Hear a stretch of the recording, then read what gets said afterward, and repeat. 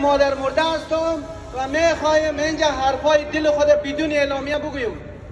دنیا شاهد باشه که هموطنای انتحاری ما مادر من به خاطر همخوابگی با حوری در روی تخت شفاخانه در حالی که طفلش به دنیا می آمد با مرمی در فرق طفلش زد، در شکمش زد، در رویش زد.